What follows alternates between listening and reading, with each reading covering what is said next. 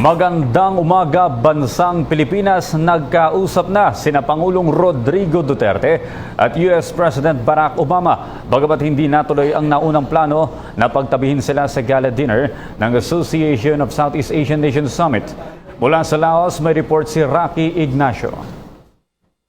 Nagkita at nagkausap na sina Pangulong Rodrigo Duterte at US President Barack Obama sa holding area bago ang gala dinner na handog sa mga bisitang leaders ng pamahalaan ng Laos na ginanap sa National Convention Center. Bagamat hindi magkatabi sa handog na hapunan, nagkaroon naman ng pagkakataon na maayos ang dalawang leader ang umano'y hindi pagkakaunawaan.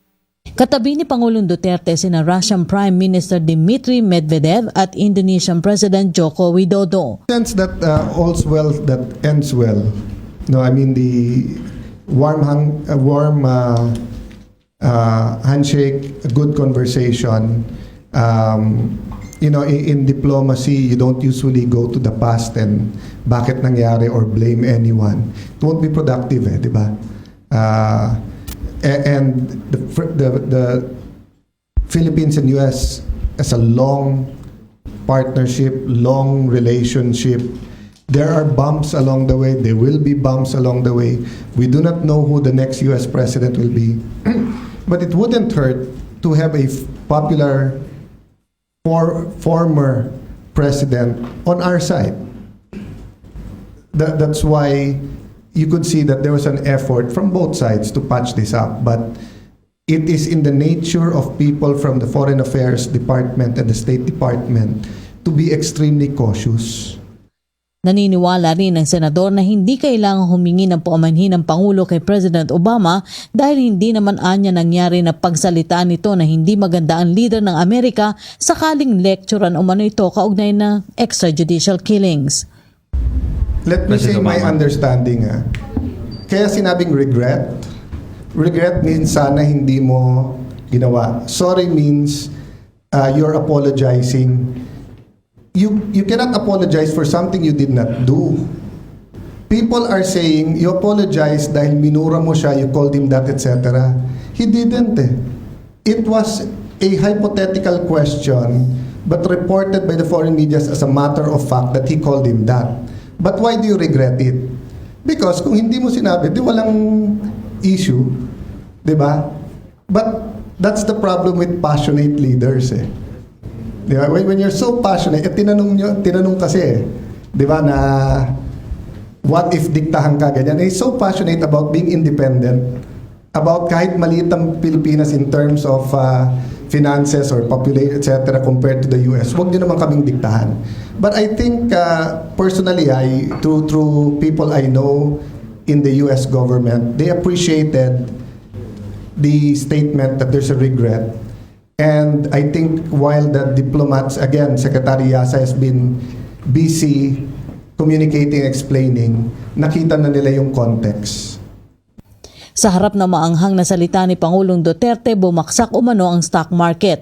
Pero tiwala si Cayetano na mabilis ito makababawi dahil kinikilala ng maraming global leaders ang pamunuang Duterte.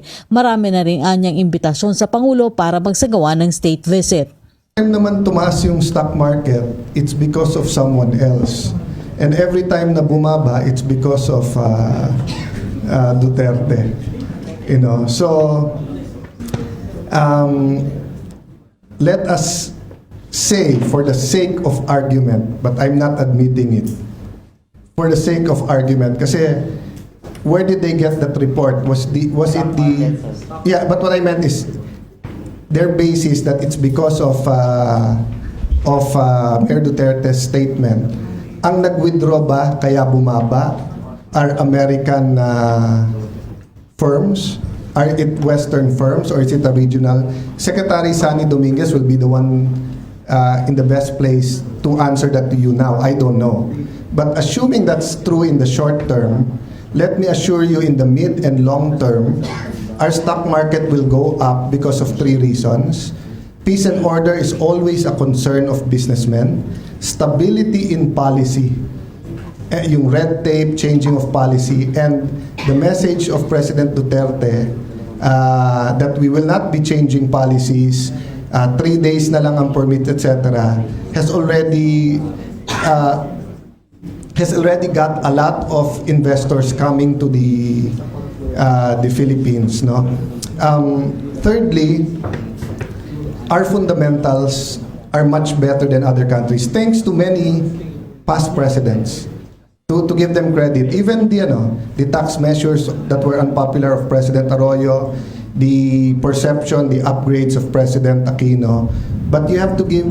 You know what people forget. So what date is it today? September 7, 8? 8, no?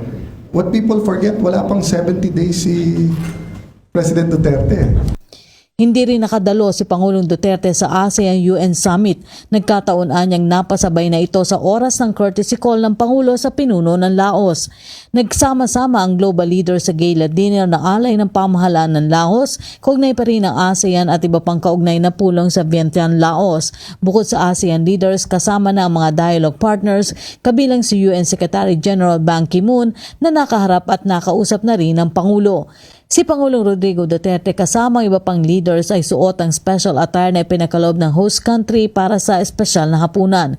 Ipinakita sa okasyon ang mga sayaw at awiting naglalarawan ng mayamang kultura ng Laos habang inawit ang mga kanta sa bawat bansa dahil sayo ang para sa Pilipinas. Inihain sa mga leaders ang New Zealand beef, Mekong perch fillet at mango sorbet bilang dessert. Para sa PTV News, Rocky Ignacio, Vientiane, Laos.